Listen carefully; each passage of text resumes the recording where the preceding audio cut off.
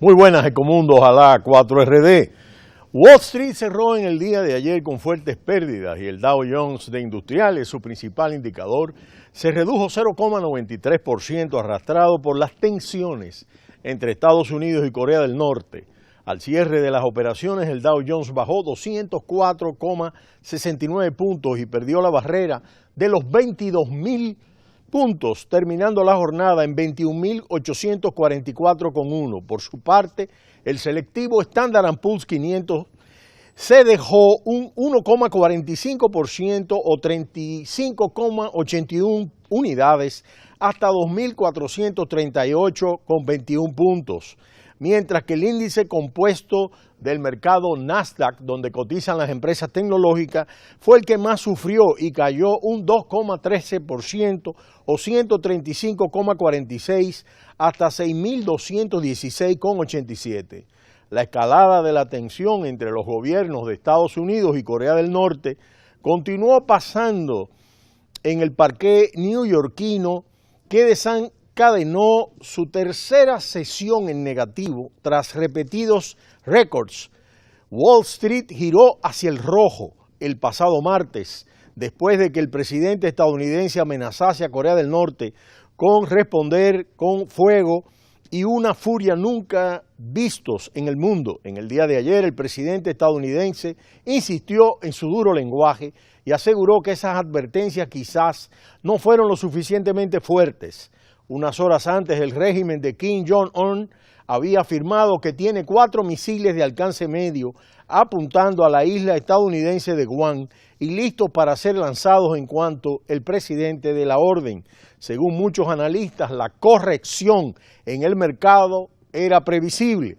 Tras la fuerte subida de las últimas semanas y la crisis norcoreana, ha servido como empujón definitivo. Por supuesto, los valores refugio del yen japonés y del franco siguen como elemento importante y el oro ha seguido subiendo de precio. Por su parte, los países aliados de Estados Unidos en la Unión Europea han visto con mucha preocupación la situación y algunos círculos cercanos a la Casa Blanca, y la diplomacia de exteriores de la Unión Europea, por la voz de Martin Schaffer, ha dicho que ha seguido con preocupación la escalada retórica de los últimos días.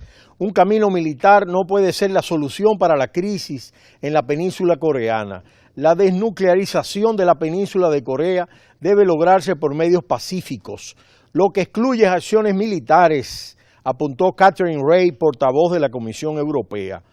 Y este es un tema que ha sido debatido en los medios y en los círculos de defensa de tanto Estados Unidos como de la Unión Europea, ya que la administración de la Casa Blanca había ganado una victoria mayúscula al acceder China el sábado a aprobar en el Consejo de Seguridad de la ONU un paquete de duras sanciones económicas contra Corea del Norte por su carrera nuclear.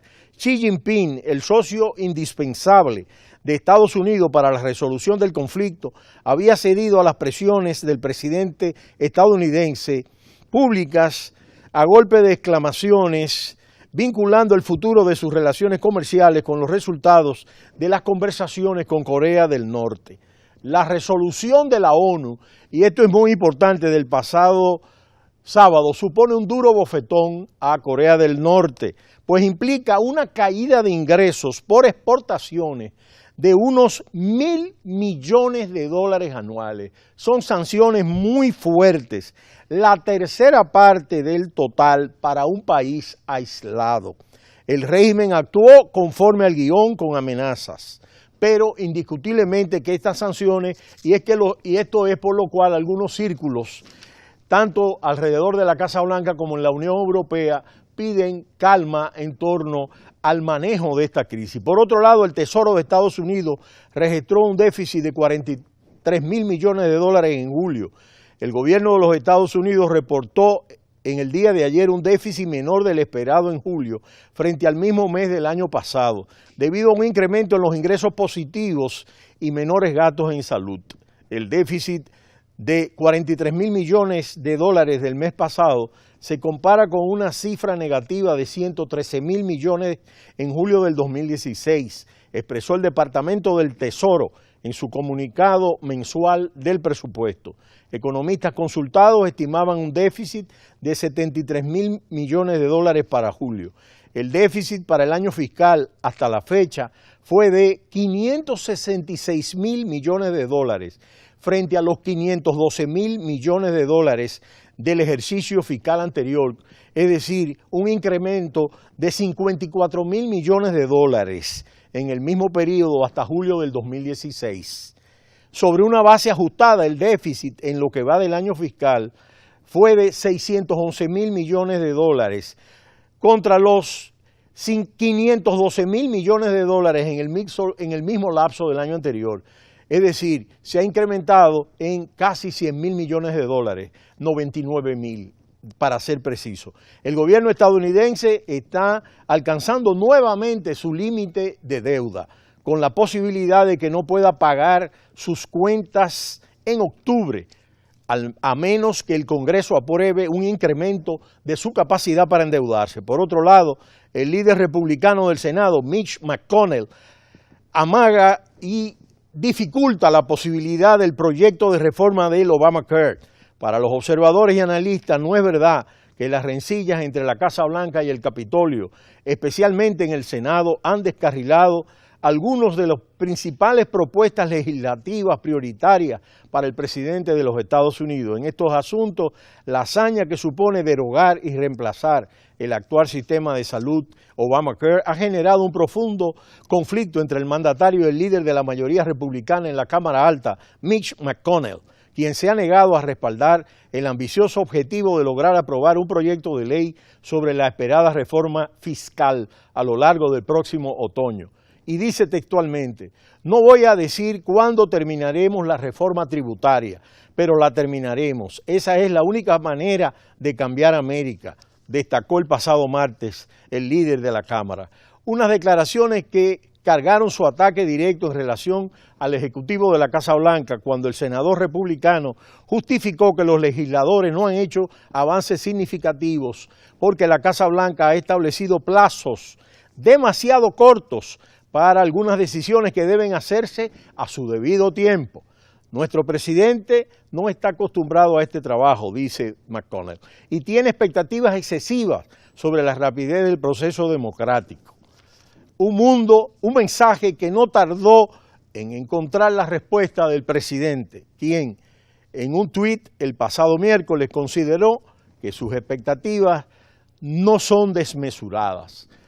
Y dice: tras 7 años escuchando lo de derogar y reemplazar, en referencia a los continuos ataques de su partido republicano a la Obamacare, que fue aprobado en el 2010, por el momento la situación entre ambos líderes se ha tornado un tanto irreconciliable. En el día de ayer el presidente, a través de su portavoz de prensa, Sarah Huckabee, reconocía que obviamente existe algo de frustración, mientras que el presidente destacó de manera enfática: Mitch McConnell vuelve al trabajo y pon sobre mi mesa para firmar una ley para cancelar y reemplazar una reforma tributaria y una gran ley de infraestructura.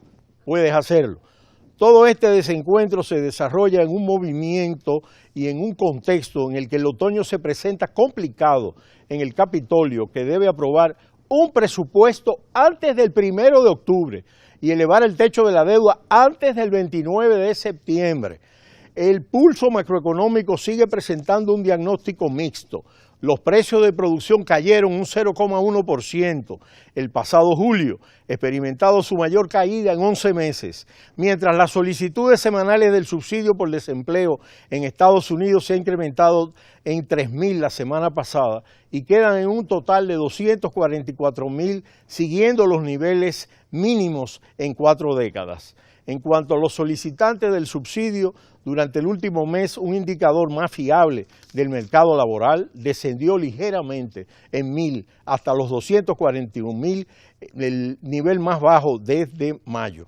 Resulta importante finalmente resaltar un estudio de la Wharton School de la Universidad de Pensilvania, presentado en el día de ayer, que sostiene que el plan migratorio respaldado por la Casa Blanca para reducir el número de inmigrantes, el proyecto LAYAT, destruirá 4,6 millones de empleos en el año 2040 y disminuiría en un 2% la economía.